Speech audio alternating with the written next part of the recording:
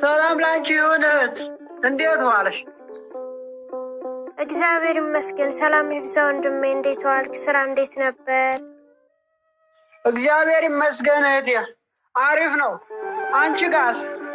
ስሚኝማ፣ አባታችን አባ ገብረ ኪዳን ካስተማሩን ትምህርት 33ቱ ሕማማተ መስቀልና 37ቱ የመስቀል ቃላት 5 ችንካሮች ያስተማሩን አስታወሽው? እንደውም አንቺ ነሽ የላሽው በትምህርቱ ክፍል። እንማማር፣ በዛው በረከት ነው እህቴ። እግዚአብሔር ይመስገን። እኔ ጋር ሁሉ ሰላም ነው። ክብሩ ይስፋ ለድንግል ማርያም ልጅ። አዎ አስታወስኩ። በእውነት ለአባታችን የሕይወት ቃል ያሰማልን፣ በእድሜ በጸጋ ያቆይልን። አሜን። እሺ ወንድሜ፣ ደስ ይለኛል። እንማማር። ጎሽ የኔ እህት፣ እመቤቴ እሺ ትበልሽ። ቅድሚያ ለአንቺ መድረኩን ለቅቄያለሁ። በይ ጠይቂኝ እህቴ። መልካም ወንድሜ፣ እግዚአብሔር ያክብርልኝ። 13ቱ ሕማማተ መስቀል የሚባሉት ምን ምን ናቸው?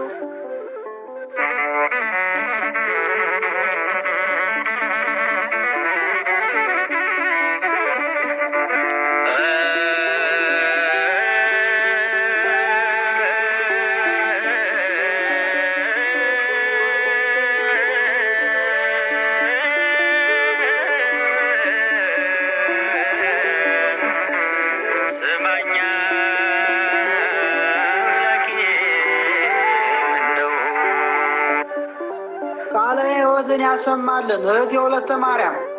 13ቱ ሕማማተ መስቀል የሚባሉት አንደኛ ወደ ኋላ መታሰር፣ ሁለተኛ በገመድ መሳብ፣ ሶስተኛ በምድር ላይ መውደቅ፣ አራተኛ በእግረ አይሁድ መረገጥ፣ አምስተኛ ከምሰሶ ጋር መላተም፣ ስድስተኛ በጥፊ መመታት፣ ሰባተኛ ጀርባን በጅራፍ መገረፍ፣ ስምንተኛ ራስን በዱላ መመታት፣ ዘጠነኛ የሾህ አክሊል መድፋት፣ 10ኛ መስቀል መሸከም፣ 11ኛ በችንካር መቸንከር፣ 12ኛ በመስቀል ላይ መሰቀል፣ 13ኛ መራራ ሐሞትን መጠጣት ናቸው።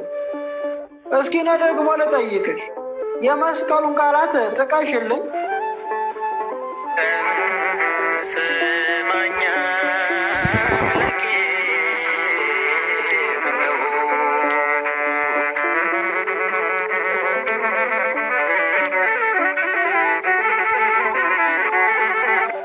በእውነት ወንድሜ ቃለ ሕይወት ያሰማልን። 7ቱ የመስቀሉ ቃላት የሚባሉት አንደኛ አምላኬ አምላኬ ለምን ተውከኝ፣ የማቴዎስ ወንጌል ምዕራፍ 27 ቁጥር 46።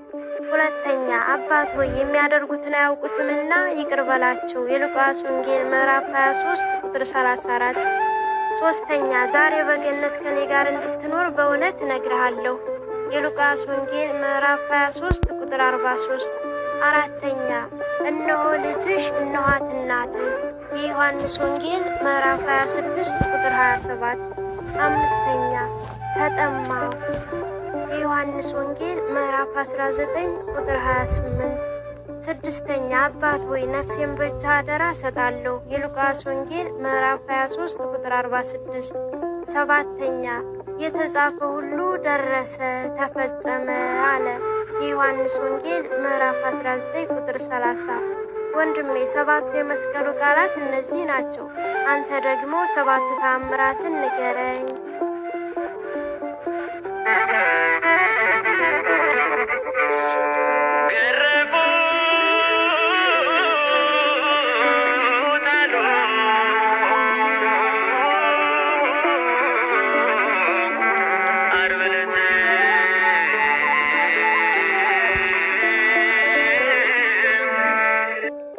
ቃለ ሕይወትን ያሰማልን እህቴ ወለተ ማርያም። እሺ መልካም። 7ቱ ተአምራት የሚባሉት ጌታኛ ለማዳን በመስቀል ላይ በተሰቀለ ጊዜ የተፈጸሙ ተአምራት አንደኛ ፀሐይ ጨልሟል፣ ሁለተኛ ጨረቃ ደም ሆነ፣ ሶስተኛ ከዋክብት ረገፉ፣ አራተኛ አለቶች ተሰነጠቁ፣ አምስተኛ መቃብራት ተከፈቱ፣ ስድስተኛ ሙታን ተነሱ፣ ሰባተኛ የቤተ መቅደስ መጋረጃ ለሁለት ተቀደደ። ሰባቱ ታምራት የሚባሉት እነዚህ ናቸው። እኔ ደግሞ ልጠይቅሽ እህቴ ወለተ ማርያም፣ ጌታችን ኢየሱስ ክርስቶስ የተቸነከረባቸው 5 ችንካሮች ንገሪኝ። ከግንድ ጋር አስረውት ኃይል የለውም ወይ አትበሉ።